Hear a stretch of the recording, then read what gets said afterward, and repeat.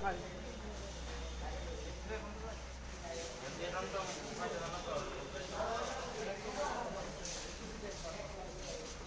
গামাই বাড়ি যে সাইকেল একদম কৃষ্ণ হ্যাঁ হ্যাঁ